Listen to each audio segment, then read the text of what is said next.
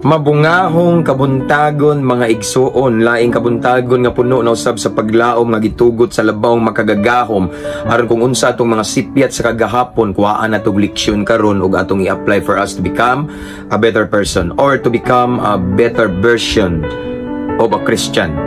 Ingon nga ning sunod sa Ginoo. Di ako'y gamayng pagdasig kanato ning taknas kabuntagon. But before that, akong i-shoutout tanang mga higala na to Luzon, Visayas, and Mindanao na ako'y mensahe.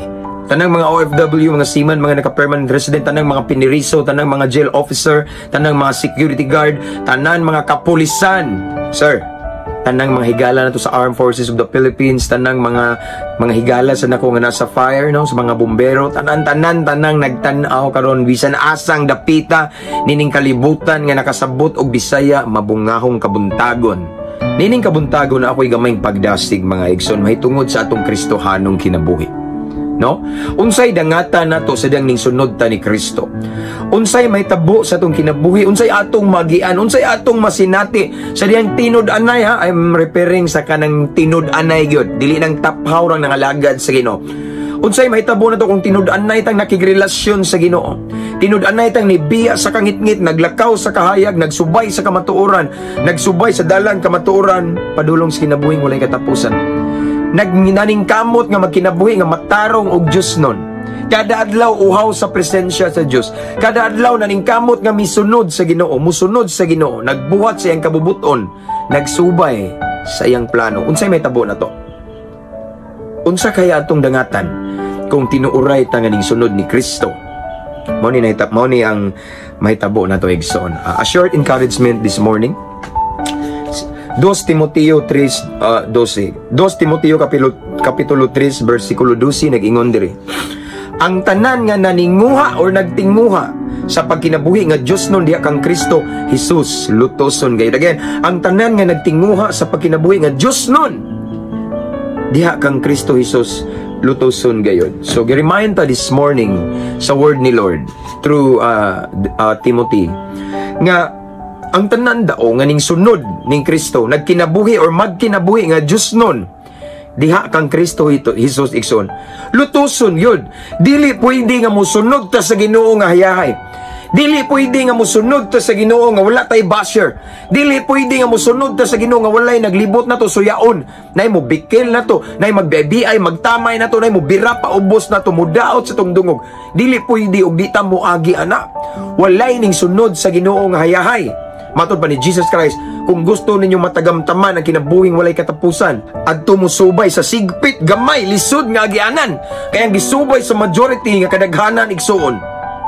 Lapad nga dalan padung sa kalaglagan, sayon kayo agian, walay bawal igsoon, puno sa kahilayan. No, mao nang gi-remind ni Jesus igsoon nga ang dalan padung sa kinabuhing walay katapusan or sa kinabuhing dayon sigpit, lisod kayo sudlon. Amen. Sige kag kadagma kay dangog. Mo bitaw nang moingon ko nga basta ampo lang ta abante. Ampo amping abante kay abante it means madagma gid ta tungod sa kalisod nining kalibutan na daghang pagsulay, daghang paglutos, daghan kayong mga hagit igsoon nga usahay. Tao ra man ta madagma ta pero abante ta bangon abante. Si Lord dili ma-surprise kung kapila ta madagma ang importante niya nga mobalik ta ug magpadayon sa atong journey padung sa kinabuhing walay katapusan. Again igsoon, gipanumduman ta karon, no?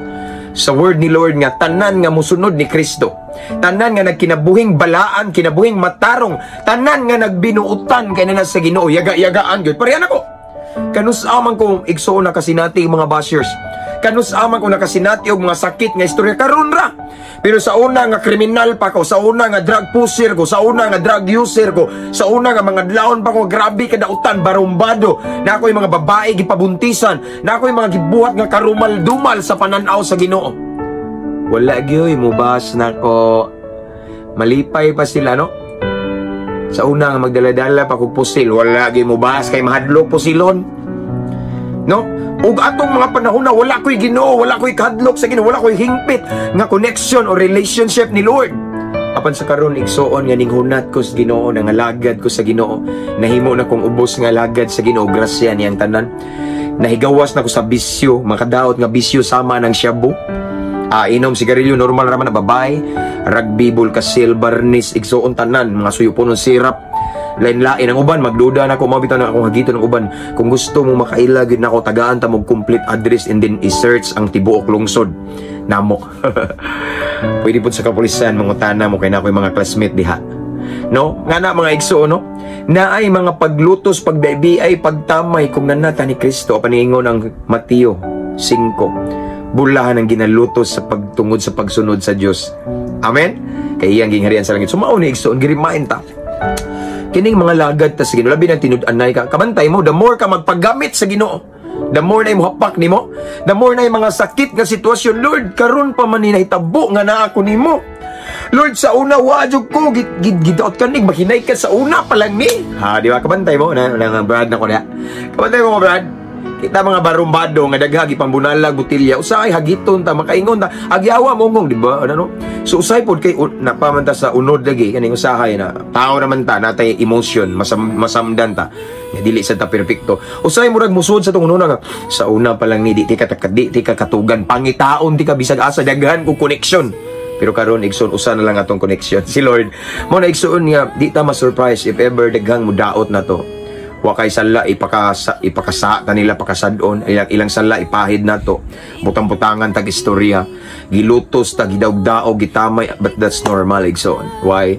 according to the word of God sa tong gibasa karon ang tanan nga maggusto magkinabuhing Dios nun diha kang Kristo pagalutoson gayud in other words kanang napadjud gayud sa ato pa necessary gyud kana bitong naagi ng paglutos naka-built in sa atong pagpangalagad sa Ginoo. Ang atong buhaton paubos lang ta igsoon, no? Ba nang ayaw pud patuli ayaw kuan. Ako say na mubas na ko ako ra man na silang magkatawa ko ba.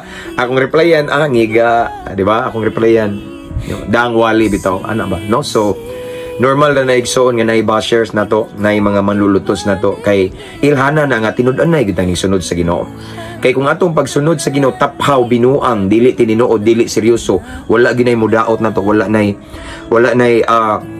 mulutos na to kay ngano man sige tag simba sige pa man tag suyop dabdab sige tag simba sige pa tag pangamang og babay or laki or kinsa man nga nanaw tay asawa or bana no mo nang way mo daot na to kay kabalhibo ra man tas taga kalibutan but the moment nga imong biyaan ang tanan tibuok tanan ha way bilin ang mga binuhatan sa kangit-ngit nga magsugod na taglakaw sa kahayag din don't be surprised.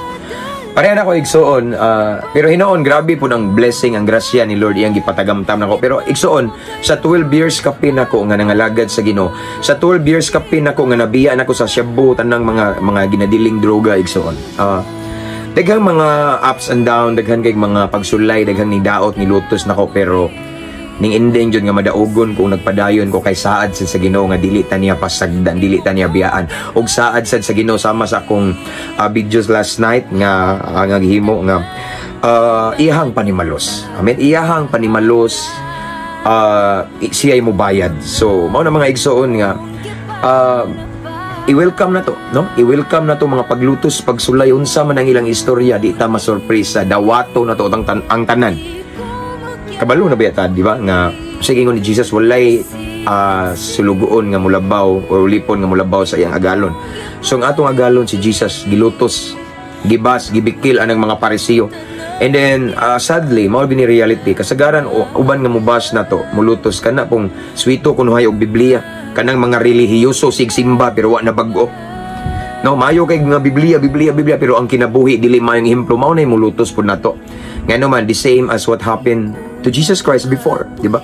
Gilutos siya sa mga parisiyo, mga sadusiyo, mga eskriba, kinsa na sila swito sa balaod ni Moises. No? Swito kaayo mga banggiitan, mga tigha. Matod pa ni Jesus, iyang giprangkahan kay mga hipokrito daw. Mayo lang mo tighatag mo ikapulo. Tighter na sila mga malulutos. So, nagkeep sila og balaod pero ikutob sa baba og utok wa gikinabuhi. Bantaya igsoon, kasagaran maninood ka usana sa mubangga nimo. Ako kadaghan nagbangga na kog switog Biblia, pero ay agi. Yes, parang ka lang. Pero igsoon, mao na gingon nga ampo amping abanti ta kanay. Abanti ta tutok ta sa Ginoo. Kay ning sunod ta ni Kristo, ning sunod ta sa Dios, siya ang atong gilagaran dili ng tao. Ang tao maka-imperno na to na, makasa ta nila. For us, para makalahutay ta ison focus ta, bahalag na dagang mulutos na to, normal na. Dagan mo daot na to, normal na padayon, abanti sa unahan. Kay sa finishing line, ang naghuwat na to, dili atong basher, kung dili si Jesus. Amen? gipaabot tas unahan siya atong tutukan igsoon dili nang mga marites sa palibot nga walay laing gibantayan atong sipyat unya nga atong mga gihimo nga mga maayo nga usagatos nalimtan pero ang usa ka sipyat gibalik-balik. Normal na sa mga bashers, normal na sa mga suyaon ug normal na sa mga way Ginoo. Amen. So mo na igsoon nga again ang mensahe sa Ginoo nato this morning, just a short encouragement. Ipainumduman ta nga normal ra, natural ra dapat mag-anad-anad ta igsoon. Maninuod tas Ginoo nagpagkabantay daghang kay midulong ko pastor karon ay nun nga ninghunat ko sa Ginoo nga ano man pastor, yes natural gibibi ko pastor akong pamilya mismo gitrader, yes kay ngano man naninuod man ka normal ay timan walay mingsunod sa Dios, walay tinud-anay nga nangalagad ni Kristo nga dili lutuson, dili biklon, dili tamayon, dili ibash kay gilibutan do bashers ang atong gisunod sa una. Amen. Mao na nga abante ta. Ayaw panumbalinga sila. Unaw-naon na to nga sa unahan na nagpaabot nga ganti nga maong kinabuhing walay katapusan. Iasa ra man ning kasakit karon istoryar na ila. Sa una gali ang katong mga disciple, grabe no. No? Sa una kato sila kato lang si Pablo, oh, grabe. Gibunalan gud to og daghan, gikulata, gipriso, grabe. Physical ang ilahang paglutos sa una kita. Karon ang paglutos istoryar nga sakit. Manluod na kano ayaw itugot nga kanang mga manlulutos mao na makapaluya nato sa papangalagad sa Dios, mao na makapaundang nato, but igsoon mao ni timan tutuki ang Ginoo, tutuki ang Ginoo igsoon kay the more ta maka-focus sa Dios, the more sa nato i-ignore ang mga manlulutos ug ingana nga pamaagi sigurado nga makaabot ta sa giandam sa Ginoo nga kinabuhing walay katapusan. Timan igsoon iasa ra man ang kasakit karon, iasa raman ang mga luha sa kasakit pag antos karon kay gilutos ka og maayo sa imong pamilya, sa mga imong mga higala kumpara sa tamis nga langit nga nagpaabot sa unahan nato. Kumpara igsoon kana imong luha sa ako ning gibalik-balikan ang imong luha sa kasakit, mahimong luha sa kalipay pohon basta kita mo padayon ug di nato panumbalingon ang mga marites, mga manlulutos nga nagpalibot nato. Tutok lang ta sa Ginoo. Amen. Tutok sa Ginoo kay siya tong gilagaran. Usa ka gamayng pagpahinumdom ug pagdasig kanato nining mabungahon nga kabuntagon. Ampo, amping, abante para sa kamayaan sa Ginoo. To God be all the glory. God bless everyone.